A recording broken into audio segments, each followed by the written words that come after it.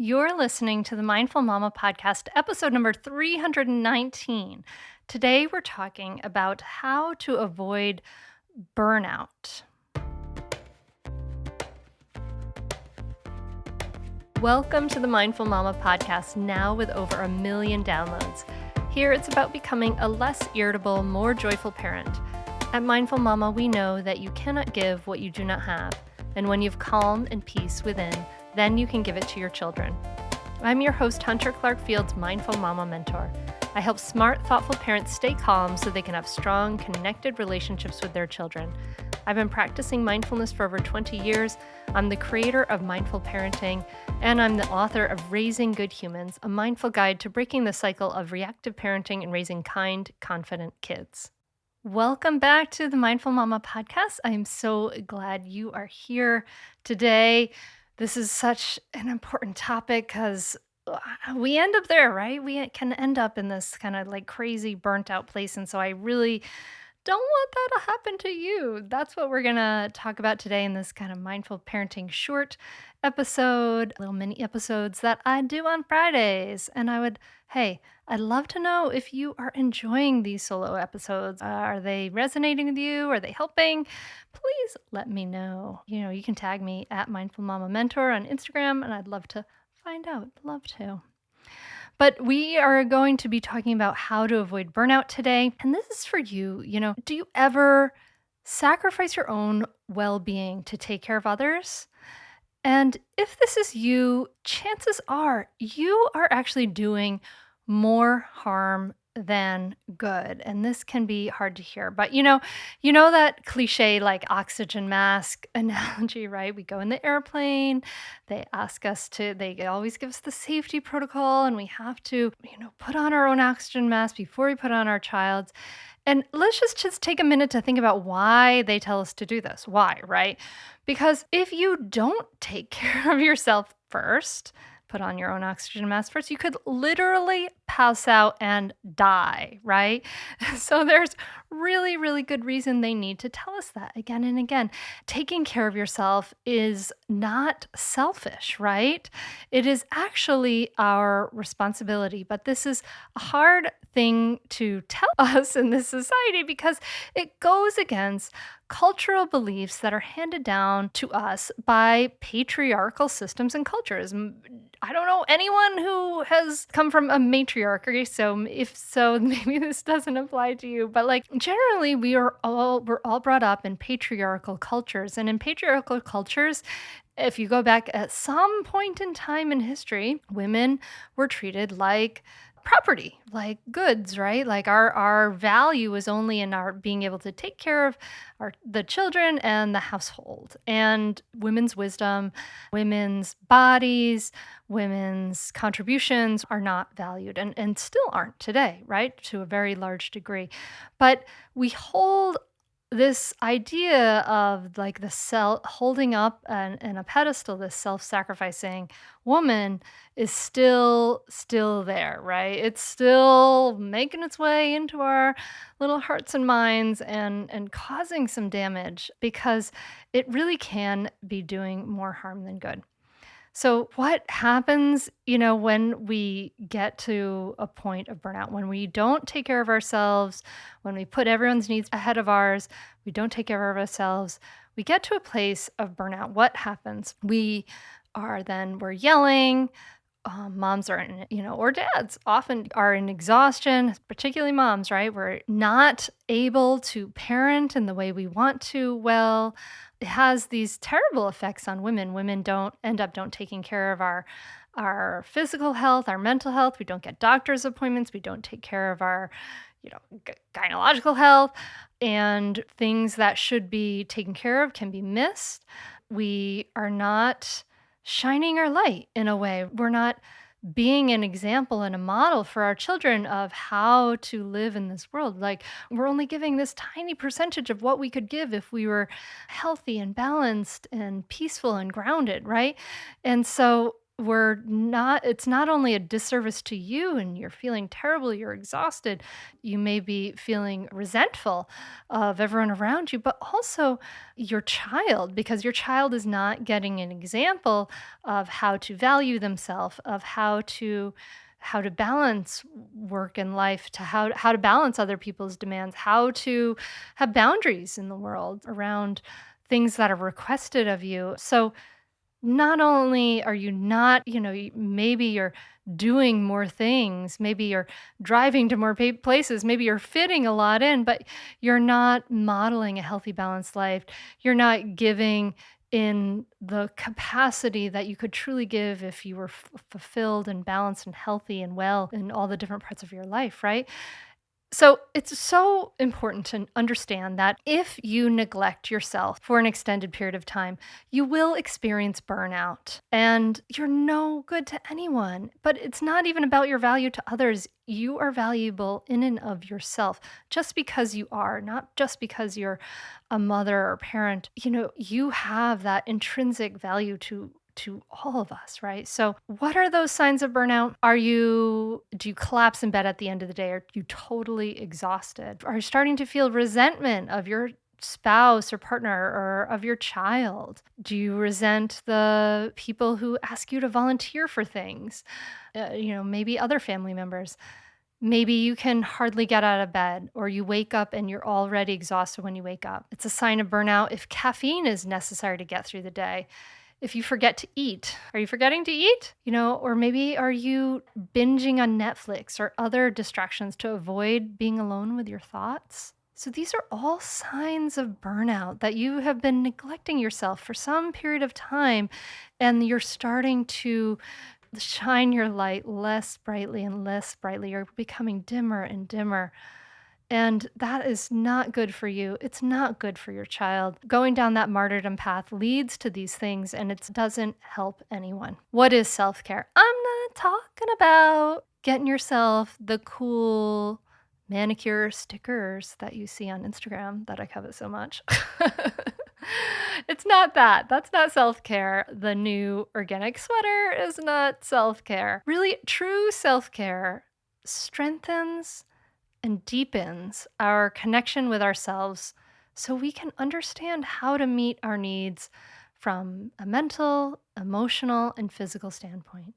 So I just want to say that again because it's so important that true self care strengthens and deepens our connection with ourselves, right? We build awareness, we build compassion, we practice awareness, we practice compassion, we water those good seeds in ourselves, not just so that we can serve others, but because we are intrinsically valuable as human beings ourselves, right? So how can you strengthen and deepen your connection with yourself? How can you do that?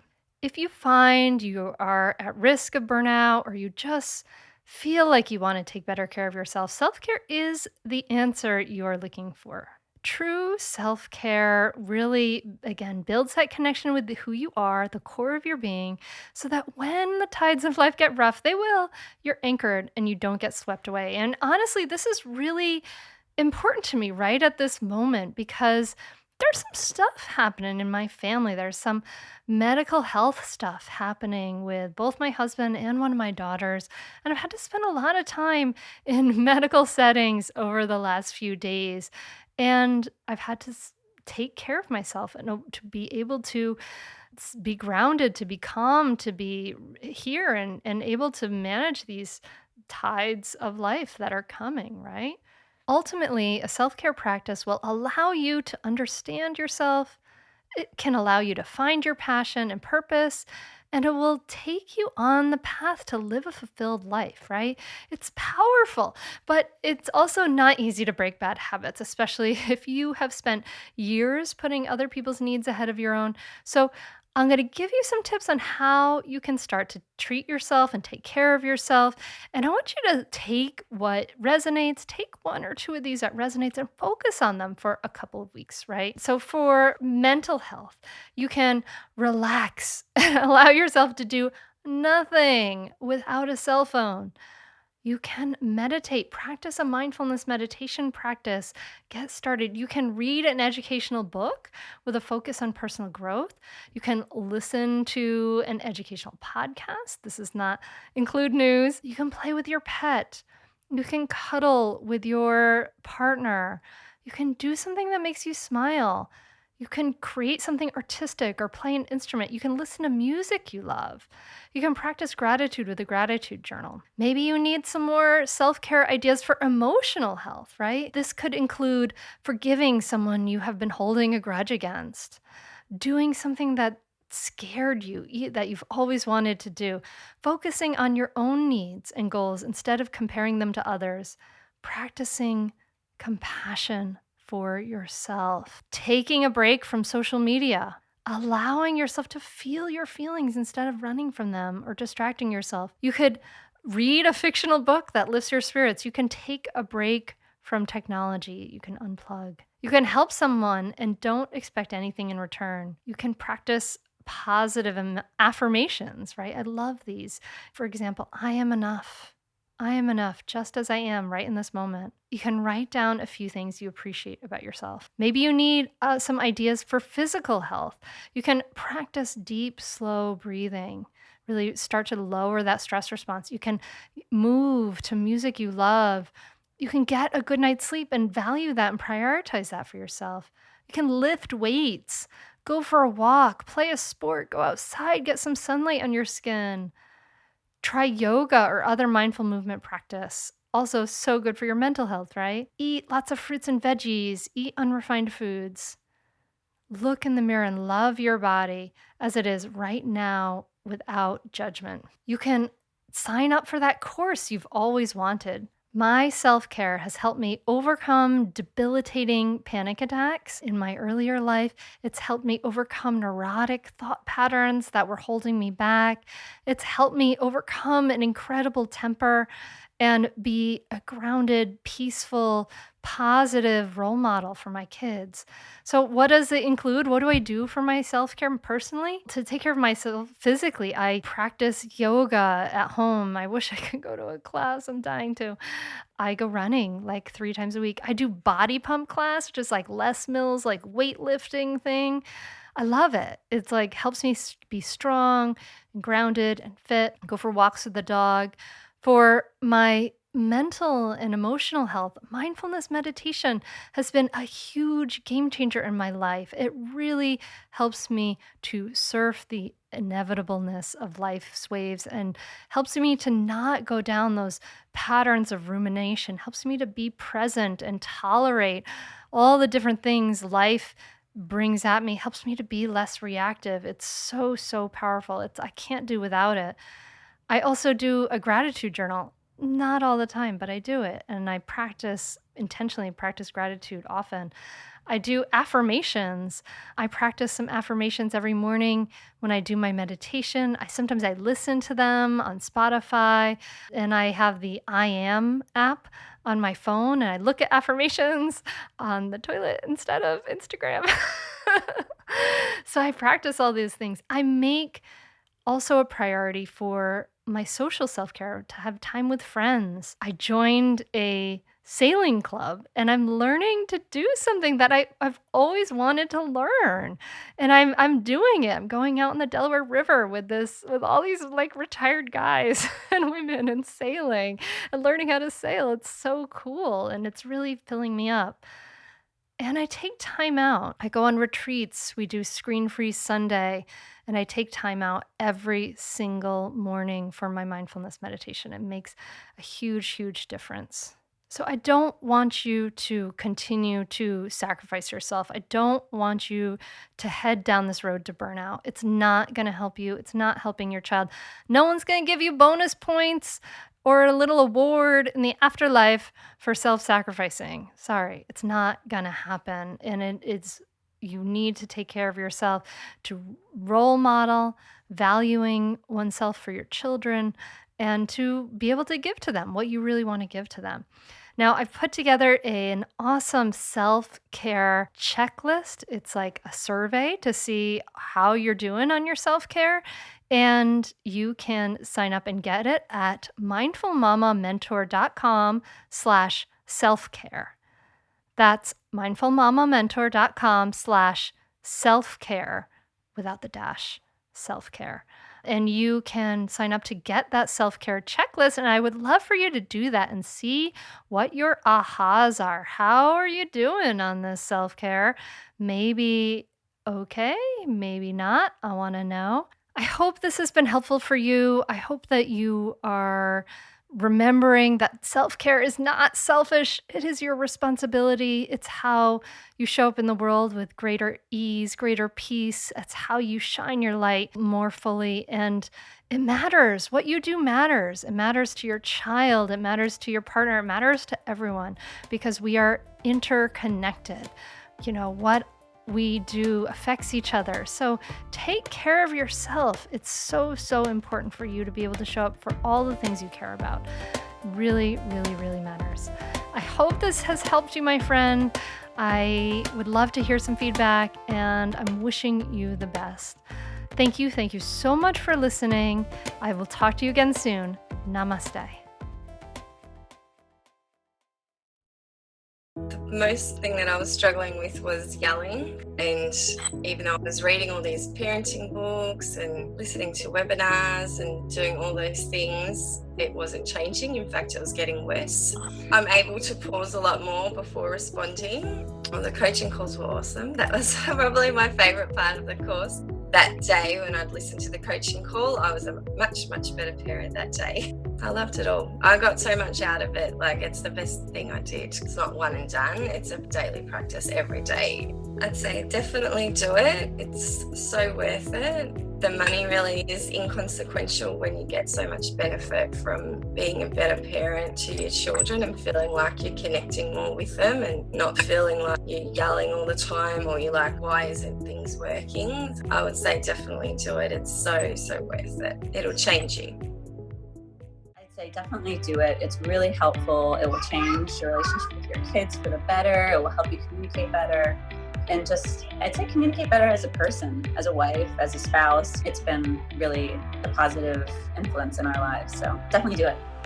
I'd say definitely do it. It's so worth it. The money really is inconsequential when you get so much benefit from being a better parent to your children and feeling like you're connecting more with them and not feeling like you're yelling all the time or you're like, why isn't things working? I would say definitely do it. It's so, so worth it.